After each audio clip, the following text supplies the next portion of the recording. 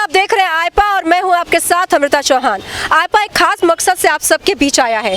जहां जहां सरकार की नज़र नहीं जाती, जिन जिन समस्याओं पर सरकार की नज़र नहीं जाती, आइपा वहां पहुंचता है, उन समस्याओं को बताता है, सरकार तक पहुंचाता है। आइपा आमजन को मंच भी देता है समस्या बताने के लिए और ये सारी समस्याएं आइपा सरकार तक पहुँचाता है। आइपा का मकसद है भेदभाव, जात पात, क्षेत्रवाद, परिवारवाद की राजनीति न हो। आइपा चाहता है विकास की राजनीति हो और इसी मकसद से इस वक्त मैं मौजूद हूँ साहिबाबाद विधानसभा के नंदग्राम क्षेत्र में।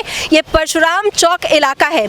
यहाँ की लोगों के बीच हम आए हैं। यहाँ पर चौपाल चल रही है और इसी चौपाल में लोगों से जानेंगे कि परशुराम चौक का जो इलाका है यहाँ क्या कुछ समस्याएं हैं, पिछले 5 सालों में सरकार ने क्या कुछ विकास के काम करवाए हैं। यहाँ के लोगों से जानते हैं। आपका नाम? मेरा नाम चौधरी जतनवीर है जी। यहाँ क्या कुछ समस्या है? यहाँ बहुत समस्याएं हैं। यहाँ पीने का पानी नहीं है, गंदगी बहुत है और रोजगार नहीं है, महंगाई बहुत है। आपके हिसाब से कैसी सरकार ये तो बिल्कुल बेकार सरकार है। इसका तो कोई इरादा नहीं है। इसका तो बस ये है कि बस कैसे ही बंटवारे की राजनीति करते हैं। तो आपका नाम क्या है? करण सर। कैसी सरकार चाहिए आपको? सरकार तो हमें ऐसी चाहिए जो हमारे क्षेत्र में, शहर में काम करे। आए दिन हम देखते हैं यहाँ पे कभी पानी की समस्या है, पानी भर जाता है, गड्ढे खुदने लगते हैं। तो मतलब कुछ तरीके से मतलब सही नहीं चलता है कि पानी का कोई निकास नहीं है। आए दिन नाल काफ़ी गंदगी है। तो ये समस्या, साफ सफाई का ध्यान नहीं रखा जाता, गंदगी है, गड्ढे हैं। गड्ढा मुक्त शहर चाहिए आपको? जी बिल्कुल, साफ़ सफाई क्षेत्र चाहिए हमको, शहर चाहिए अपना। और कुछ समस्याएं हैं? नहीं, ऐसी कोई समस्या नहीं। सरकार से क्या उम्मीद है? सरकार से उम्मीद है कि अपने देश को, अपने शहर को स्वच्छ रखें और रोजगार दें, अपने नागरिकों का ध्यान रखें। आपका नाम क्या है? जी दीपक कुमार। आपको क्या उम्मीद है सरकार से? मुझे उम्मीद है कुछ खास लगती नहीं है। वैसे जो सरकार से उम्मीद नहीं है मतलब नाराजगी है? नाराजगी है। शिक्षा कैसी नाराजगी? ये कोरोना टाइम में जो शिक्षा का जो नुकसान हो रहा है, इसकी भरपाई कैसे होगी? इसके लिए सुचारू ढंग से टेक्निकल डिवाइस लगाई जाए और इंटरनेट सुविधा यहाँ पर गाजियाबाद में भी दी जाए, जैसे दिल्ली में दी जा रही है, फ्री इंटरनेट सेवा वगैरह। और क्या कुछ समस्याएं हैं इलाके में? यहाँ पर देखिए गंदगी की, पानी की समस्याएं हैं, गंदगी है बहुत। तो पानी की समस्या बहुत ज़्यादा है। बिजली दुरुस्त है? बिजली दुरुस्त है। हाँ, अब तो पहले से बेटर है, मगर खास नहीं है। कुछ महिलाएं हैं, उनसे जानने की कोशिश करते हैं। जी, बिजली के बारे में आप कुछ कह रहे हैं? मैडम, बिजली दुरुस्त है पर बिल तो नहीं है। 2-2-2.5 रुपये आता है, हम कहाँ से देंगे? भुखमरी आ गई, जब से ये सरकार है भुखमरी आ गई है।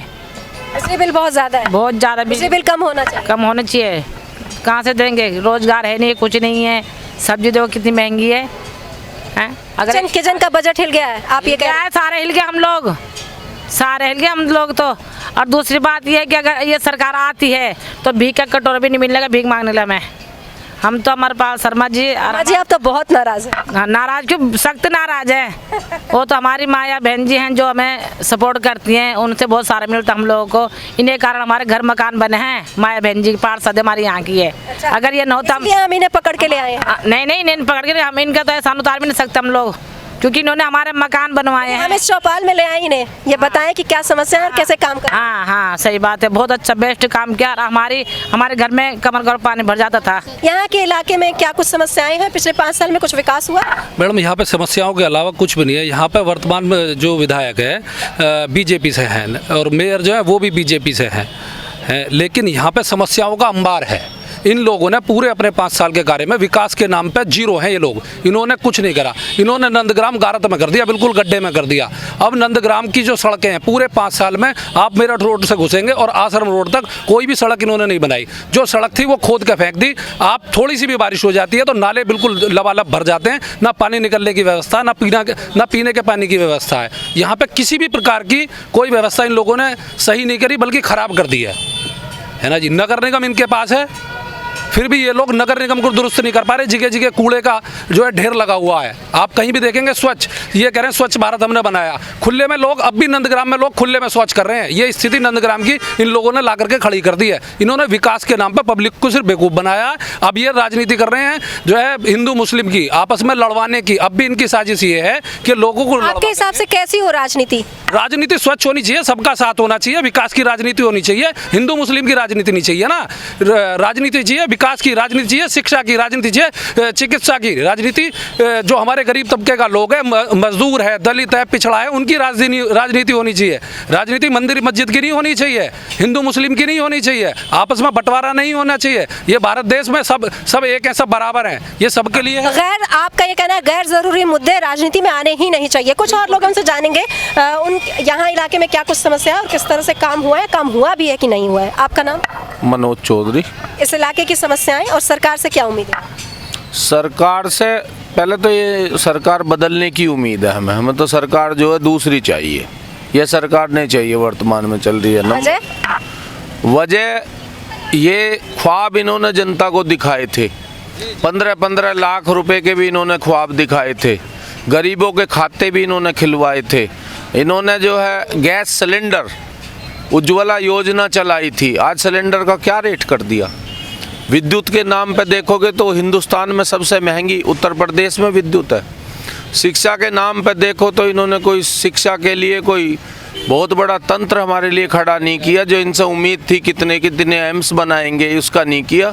हाँ, इनका ध्यान अगर थोड़ा बहुत है एयरपोर्ट पे है, कंपनियां बेचने पर है, कंपनियां नई कैसे लगे उस पर ध्यान नहीं है। आपका नाम क्या है? जयपाल सिंह तंवर मेरा नाम है। आपको देख के तो लग रहा है किसानों की आवाज़ बुलंद करते हैं। हाँ करते हैं जी। क्या क्या कुछ समस्याएं हैं? समस्या का हम यही रहते हैं, यहाँ भ्रष्टाचार चल रहा, जिनके मकान बनने चाहिए उनके मकान नहीं बन रहे, और जिनके मकान है उनके मकान 50-50 हज़ार रुपये बना के दे दिए। मैं 2 आदमी मैं दिखा दूँगा, भेज दो हैं। मोदी ने कहा था जिसकी 5 लाख रुपये होगी उस पर टैक्स नहीं भरना पड़ेगा, झूठ बोल कर हमें टैक्स भरना पड़ रहा है जी। और भाईचारा कायम होना चाहिए, धार्मिक भावना ने भड़कानी चाहिए। हिंदू मुस्लिम सब एक ही भाई है जी। महंगाई कितनी हो रही है बताओ, हमारे बच्चे कहाँ पढ़ने जाएंगे, स्कूल नहीं एक भी सरकारी। बताओ 500 रुपये एक बच्चे की कौन गरीबी आदमी फीस देगा। सरकारी अस्पताल का क्या हाल है ये बताइए। सरकारी अस्पताल तो वहाँ है बहुत दूर 10 किलो। यहाँ सरकारी अस्पताल भी नहीं, सरकारी स्कूल भी नहीं है, सरकारी कॉलेज भी नहीं। हाँ कुछ नहीं है जी। और यही सारी उम्मीदें हैं सरकार से। इस सरकार ये सब यही सब चाहिए आपको सरकार से, यही मांग है सब चाहिए। और ये भावना ना भड़कावे भैया, ये तो सरकार। और हमें तो बढ़िया लगी नहीं, हम तो किसान हैं, किसानों की बात सुने हैं। किसानों का तो नाज लेरी 1200 रुपये क्विंटल और बेचे 2200 रुपये क्विंटल, वही हम खरीदे। क्या मतलब हो गया ये है मैडम? जरा अब हमारी बात पहुंचाओ मोदी तभी, हम फिर आत्महत्या का नोटिस दे देंगे पहले डीएम को, फिर उसको। इतनी नाराजगी मत दिखाइए, जिंदगी है तो सब कुछ है, लड़िए, लड़ना चाहिए, हक की आवाज़ उठाइए। क्या नाम है? मेरा नाम उदयवीर त्यागी है। क्या कुछ समस्या? क्या कुछ समस्या? सारी समस्याएं यहाँ से लगाकर और मेरठ रोड तक देख लीजिए, अंदर कॉलोनियों में जाके इतना बुरा हाल है कि आदमी निकल नहीं सकता। ये इतना तो विकास किया है इन्होंने 10 साल के अंदर, इससे ज़्यादा विकास हो नहीं सकता। जो पुरानी ईंटें थी वही पलट के लगवा दी, उन्हीं का विकास दिखा दिया कि भाई ये विकास हो गया, उसी से रोड सारी पास करवा दी। क्या सोच कर जाएंगे वोट देने? आपके हम सरकार पलटने की परिवर्तन चाहते हैं, परिवर्तन चाहते हैं। और इन्होंने तो कुछ किया ही नहीं है, अलावा किसानों को इन्होंने 11 महीने वहाँ बैठा दिया, 700 किसान मरवा दिए। अब की बार में आएंगे तो 2200 किसानों को मरवा देंगे। बहुत नाराज़ हैं आप, बहुत नाराज़ हैं।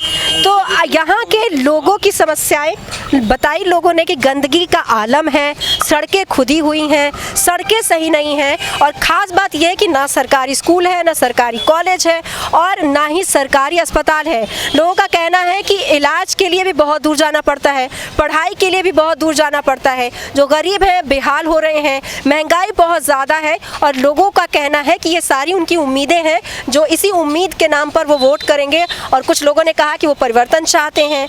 तो ये तमाम समस्याएं इस इलाके की हैं। फिलहाल इस कार्यक्रम में इतना ही, मुझे दीजिए इजाज़त, नमस्कार।